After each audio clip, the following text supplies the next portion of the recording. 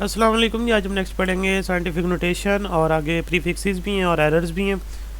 तो नंबर्स को हम एक्सप्रेस करते हैं स्टैंडर्ड फॉर्म के अंदर जिसे हम साइंटिफिक नोटेशन कहते हैं और उसके साथ 10 की पावर जो है एम्प्लॉय करते हैं। तो ये जो मेथड है ये इंटरनेशनली जो है एक्सेप्टेबल है, जिससे आप एक बड़ी वैल्यू या एक छोटी वैल्यू को जो है ना सूटेबल मैनर के अंदर लिख सकते हैं।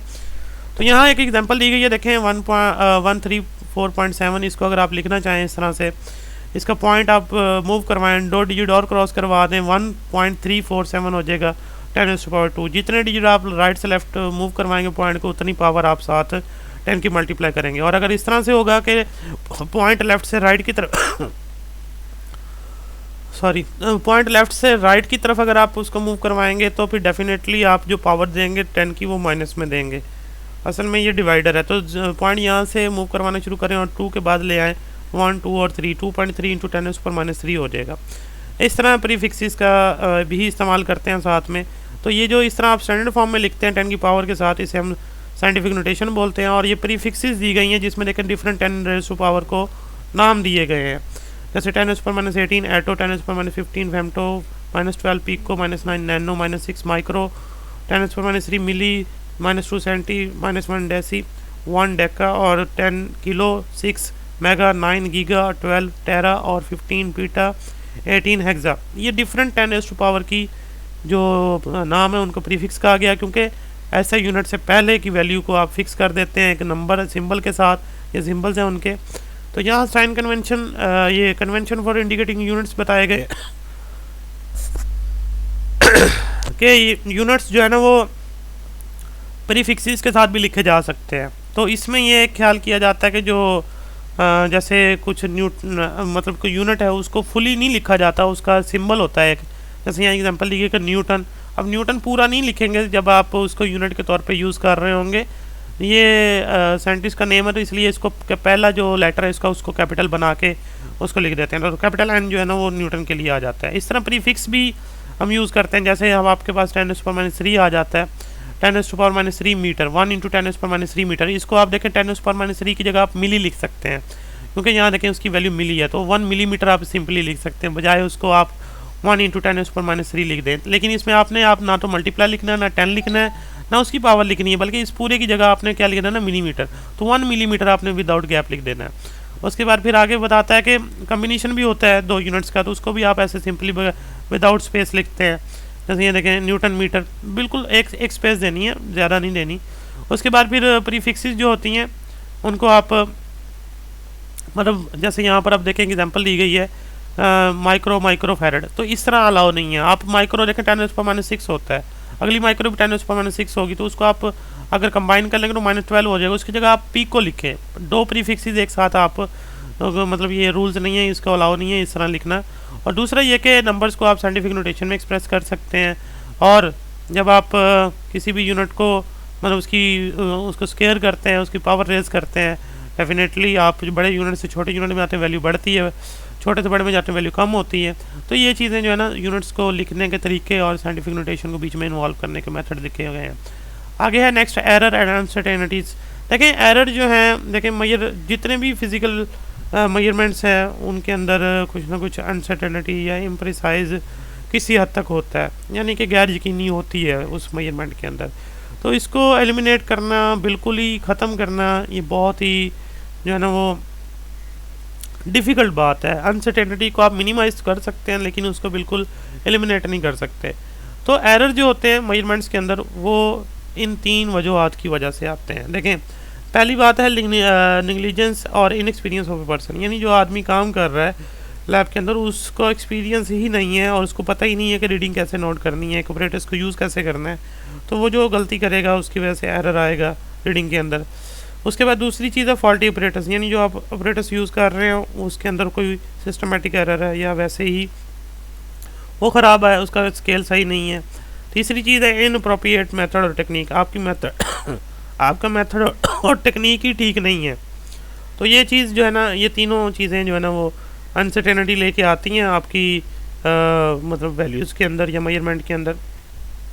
तो इसको परफेक्ट करने के लिए या इसका अंदर जो अनसर्टेनिटी है उसको कम करने के लिए कुछ मेथड्स भी हैं यहाँ पर। पहले एरर्स को डिस्कस किया गया है और उसको कैसे रिड्यूस कैसे करते हैं ये भी लिखा गया। लेकिन टाइप्स जो हैं दो तरह की हैं, रैंडम एरर पहला, दूसरा सिस्टमेटिक एरर। रैंडम एरर जो होता है, अगर आप अपनी मेजरमेंट्स को रिपीट करते हैं किसी क्वांटिटी को मेजर करते हुए, तो फिर आपकी जो वैल्यूज़ आती हैं वो डिफरेंट आती हैं अंडर सेम कंडीशन। यानी आपने पहली दफ़ा रीडिंग ली, एक रीडिंग आ गई, दूसरी दफ़ा रीडिंग ली वो पहले से मैच नहीं कर रही, तीसरी ली फिर वो वैल्यू दोनों से मैच नहीं कर रही। इस तरह आप रीडिंग लेते रहें, रिपीट करते रहें उस मेजरमेंट को किसी क्वांटिटी की अंडर सेम कंडीशन, तो डेफिनेटली अगर आपकी वैल्यू सेम नहीं आ रही तो उसके अंदर एक अननोन कॉज है जिसका नाम हम रैंडम एरर रखते हैं। और रिपीटिंग मेजरमेंट्स जो होंगी सर्वल टाइम की, उसको आप मतलब 4-5 दफ़ा आप उसकी वैल्यूज़ लें, उसका एवरेज ले लें, इससे जो उसमें अनसर्टेनिटी का फैक्टर है वो रिड्यूस हो जाएगा, ख़त्म नहीं होगा, रिड्यूस होगा। तो इस तरह से वो वैल्यू थोड़ा जो है ना उसके अंदर रैंडम एरर जो है ना उसका इफेक्ट कम हो जाएगा। दूसरी चीज़ ये है कि सिस्टमेटिक एरर जो होता है वो तो इन्फ्लुएंस करता है तमाम मेजरमेंट्स को इक्वली, तो पर्टिकुलरली उसको ज़ीरो एरर भी कहा जाता है। तो जो आप at the and zero correction से उसको सही भी करते हैं, तो ये ज़ीरो एरर होता है इंस्ट्रूमेंट के अंदर, जो होता है poor calibration of the instrument की वजह से, या incorrect marking, incorrect of zero point की वजह से होता है। इसमें आप पहले क्या करते हैं, ज़ीरो एरर फाइंड करते हैं उसका, और उसके बाद अपनी वैल्यू मेजर करते हैं और मेजरमेंट में फिर ज़ीरो करेक्शन करते हैं, उसके बाद आपका ये एरर जो है ना रिमूव हो जाता है। तो उसमें तो ये है कि रिपीटिंग वैल्यू जो है ना वो आपकी सेम नहीं आती अंडर सेम कंडीशन, तो उसको आप वैल्यूज़ लेके आप उसका एवरेज ले लेंगे, वो रिड्यूस हो जाएगा। इसमें आपको ज़ीरो एरर फाइंड करना होगा, या आप अपना ऐसा इंस्ट्रूमेंट यूज़ करें जिसके अंदर कोई सी किस्म का ज़ीरो एरर मौजूद ना हो। तो सिस्टमेटिक एरर को रिड्यूस किया जा सकता है अगर आप अपनी रीडिंग को कंपेयर करते हैं और ऐसे इंस्ट्रूमेंट की रीडिंग के साथ जिस वो बिल्कुल एक्यूरेट है, जिसमें किसी किस्म का ज़ीरो एरर नहीं है, तो फिर ज़ीरो करेक्शन आपको पता चल जाएगा, तो करेक्शन फैक्टर आप एट दी एंड अप्लाई करेंगे और ये वाला एरर रिड्यूस हो जाएगा। तो नेक्स्ट है जी सिग्निफिकेंट फिगर्स। सिग्निफिकेंट फिगर्स जो होते हैं, देखें नंबर्स जब आप किसी भी मेजरमेंट में देखते हैं तो फर्स्ट जो एक्यूरेट और फर्स्ट डाउटफुल डिजिट्स जो होते हैं उसको हम सिग्निफिकेंट फिगर्स का नाम देते हैं। यहाँ पर कुछ रूल्स हैं जिसको आपने फॉलो करना है, ये इनकी डेफिनेशन लिखी गई है। In any measurement accurately known digit and first doubtful digit are called significant figures. और इसमें देखें 1 से लेकर 9 तक जो है, यानी 1 2 3 4 5 6 7 8 9, ये नॉन ज़ीरो डिजिट्स हैं, ये हमेशा ही सिग्निफिकेंट फिगर्स होते हैं। इनकी मेजरमेंट के अंदर जो प्लेसमेंट है वो मैटर नहीं करती, जबकि जो ज़ीरो है वो सिग्निफिकेंट फिगर्स भी होता है और नहीं भी होता, उसके लिए रूल्स हैं। लेकिन ज़ीरो अगर दो सिग्निफिकेंट फिगर्स के दरमियान होगा उसे सिग्निफिकेंट फिगर कंसिडर करेंगे, और अगर ज़ीरो लेफ़्ट साइड पे आता है सिग्निफिकेंट फिगर के, दैन उसको ज़ीरो एरर उसको ज़ीरो को आप सिग्निफिकेंट डिजिट्स कंसिडर नहीं करेंगे। जैसे यहाँ 0.00467, तो यहाँ पहले वाले 2-3 ज़ीरो जो हैं वो सिग्निफिकेंट फिगर नहीं है, इसमें 3 सिग्निफिकेंट फिगर है। यहाँ देखें 0.259, इसमें 3 सिग्निफिकेंट फिगर है, पहले वाला ज़ीरो नहीं है। और अगर ज़ीरो राइट साइड पे आता है या पॉइंट के बाद राइट साइड पे आता है तो डेफिनेटली वो सिग्निफिकेंट फिगर होगा। जैसे यहाँ देखें 3.570 यहाँ है, 7.4000, यहाँ भी ये 3 के 3 ज़ीरो जो है सिग्निफिकेंट फिगर्स हैं, तो टोटल 5 है यहाँ पे। इसी तरह यहाँ भी ये देखें 800 kg, यहाँ भी 3 सिग्निफिकेंट फिगर्स हैं। उसके बाद फिर आगे कुछ रूल्स हैं जिसकी मदद से आप जब आप कैलकुलेशन करते हैं तो सिग्निफिकेंट फिगर्स के रूल बीच में कैसे आते हैं मल्टीप्लिकेशन और डिवीजन के अंदर। तो देखें 5.348 इंटू 10⁻⁻2 और 3.64 इंटू 10⁻4 डिवाइडेड बाई 1.336। ये क्वेश्चन भी आया हुआ पेपर में बहुत दफ़ा कि इसको आप सॉल्व करें according to the rules of the significant figure. आप इनको मल्टीप्लाई करें, डिवाइड कर दें, आंसर आता है 1.4576898 इंटू 10⁻3। अब आपने ये देखना है कि आपकी जो गिवन वैल्यूज थी, ये ऊपर वाली 2 और नीचे 3, नीचे वाली जो है, तो इन 3 वैल्यू में से सबसे लीस्ट एक्यूरेट कौन सी है? सबसे लीस्ट एक्यूरेट देखें 3.64 है, इसमें भी 4 डिजिट है, इसमें भी 4 डिजिट है, इसमें 3 डिजिट है, तो ये सबसे लीस्ट एक्यूरेट है। मतलब कि आपका जो आंसर आएगा उसके अंदर भी आपकी यानी कि 3 ही डिजिट होने चाहिए। जैसे 1.45, अगले डिजिट आप नहीं लिखेंगे according to rule of significant figures. तो जो वैल्यू आपकी गिवन वैल्यू में मल्टीप्लाई करते हुए डिवाइड करते हुए एक ही रूल है, जो वैल्यू आपकी गिवन वैल्यूज़ हैं उनमें से जो सबसे लीस्ट एक्यूरेट होगी तो आपका जो आंसर होगा वो भी उसी के अकॉर्डिंग ही लिखा जाएगा। यानी उसके अंदर जितने डिजिट्स होंगे लीस्ट एक्यूरेट वैल्यू के अंदर, उतने ही सिग्निफिकेंट डिजिट्स आप लिखेंगे अपने आंसर के अंदर, ये इसका रूल है। उसके बाद राउंड ऑफ है। राउंड ऑफ जो है ना वो ये करते हैं कि आप फाइनल डिजिट जो है ना ड्रॉप करते हैं। अब यहाँ देखें फाइनल डिजिट 4 दिखाया गया, 12.4, इसको ड्रॉप करना है। इसका कंपैरिजन किया जाता है 5 से। अगर ये 5 से लेस है तो आप पिछला डिजिट एज इट लिख देते हैं, जैसे 12 आपने कंप्लीट लिख दिया।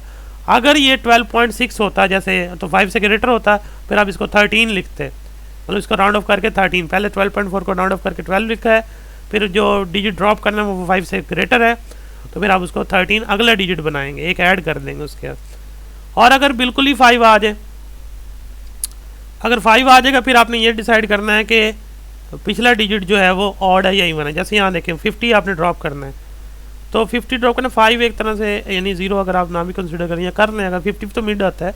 अगर एक सिंगल डिजिट ड्रॉप कर रहे हैं तो 5 से कंपेयर करते हैं, डबल डिजिट जब ड्रॉप करते हैं तो आप 50 से कंपेयर करते हैं। तो देखें यहाँ पर 50 जो है अब बिल्कुल मिड है, या कह लें अब हम इसको ना तो आगे ना पीछे, तो फिर इसका रूल चेंज है। इसमें यह है कि पिछला डिजिट जो है वो 3 है, 1 3, तो 3 जो है वो देखना है कि इवन है या ऑड है। अगर तो ऑड होगा फिर ऐड कर देंगे, 1 4 आ जाएगा। और अगर नीचे देखें 14.50, इसमें देखें इसमें भी 50 आया, तो डेफिनेटली आप 4 देखेंगे, पिछला वो इवन है, अब इसमें ऐड नहीं करना। पिछला अब इसे देखें 15.5, इसमें 5 है, तो पिछला डिजिट देखना इवन है ऑड है, 5 है, जो कि ऑड नंबर है, तो 1 पॉइंट तो ऑड है तो उसमें ऐड करेंगे। ये 16 आना, यहाँ पे ये मिस्टेक है। उसके बाद 16.5 है, तो इसमें भी देखें 5 है, तो पिछला डिजिट देखना है इवन है ऑड है, तो यहाँ पर इवन है तो उसको एज इट लिख देंगे। ये सही कर लीजिएगा। ये 15 है इसका, यानी कि जो 15 लिखा हो ये 16 आना है। उसके बाद फिर एग्जांपल्स दी गई हैं राउंड ऑफ की, देखें 43.75, इसको देखें 8 कर दिया गया, क्योंकि 5 था, 5 को ड्रॉप करना है, पिछला ऑड है उसको 8 कर दिया। इस तरह 56.8546, इसमें आपने देखें 3 डिजिट रिमूव करने हैं, 546, ये 500 से ग्रेटर हैं, 3 आ जाएंगे 500 से कंपेयर करेंगे। सिंगल होगा 5 से, डबल होगा 50 से, और ट्रिपल डिजिट होगा तो 500 से। तो 546 500 क्रॉस कर गया, पिछला डिजिट आप ऐड कर देंगे उसके अंदर एक।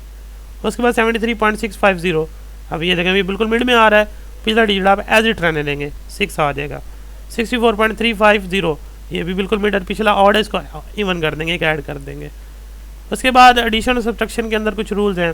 लेकिन जब आप वैल्यूज़ ऐड करते हैं, जैसे ये 3 वैल्यू ऐड की हैं, आपका आंसर है 75.2523।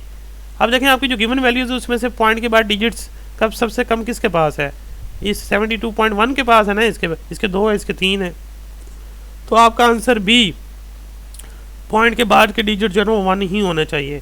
जैसे अगली एग्जांपल में देख लें, सब्ट्रैक्शन में भी यही होगा, तो 2.7543 और 4.10 और 1.273, इसको आप ऐड करेंगे तो 8.123 आ जाए, 1273 आ जाएगा। अब इसका देखें आपके पास जो लीस्ट है, पॉइंट के बाद जो डिजिट्स हैं वो 2 हैं, तो आपके डिजिट्स भी 2 ही रहने चाहिए। तो आपने 273 को राउंड ऑफ कर दिया है 3 के अंदर, तो 8.13 आपने लिख दिया इसको। तो ये रूल्स हैं, ये शॉर्ट क्वेश्चन में पूछे जाते हैं। और ये जो राउंड ऑफ है इसके लिए भी नंबर दिया जाता है आपको राउंड ऑफ करने के लिए। क्वेश्चन आया हुआ है कि अगर डिजिट फाइनली 5 ही होगा तो फिर आप उसको राउंड ऑफ कैसे करेंगे। तो फिर याद रखना है कि अगर उसका फॉलोइंग जो नंबर होगा, डिजिट होगा, वो अगर ओड हुआ तो उसमें आप ऐड करेंगे, अगर वो इवन होगा फिर उसको ऐसे ही लेफ्ट कर देंगे। तो बाकी अगर 5 से लेस है तो पिछला डिजिट, 5 से ग्रेटर है तो अगला डिजिट ऐड कर देंगे। तो ये रूल्स हैं, ये याद रखने। और ये वाला क्वेश्चन भी आया हुआ जो मैंने अभी आपको बताया अभी तक, मल्टीप्लिकेशन और डिवीजन वाला, यही क्वेश्चन दे देते हैं उड़ा के और इसको सॉल्व करने को कहते हैं। तो इसको सॉल्व करना, ये आंसर लिखना और फिर ये लाइनें लिखनी है जो नीचे लिखी हुई हैं कि लीस्ट एक्यूरेट वाली वैल्यू ये है और इसमें 3 सिग्निफिकेंट फिगर्स आ सकते हैं। बाकी फिर अनसर्टेनिटी कैलकुलेट करना सीखेंगे और फिर प्रीफिक्सेस रह जाएंगे, सॉरी डायमेंशन रह जाएंगी आपके चैप्टर की, चैप्टर क्लोज हो जाएगा फिर आपका। अल्लाह हाफिज़।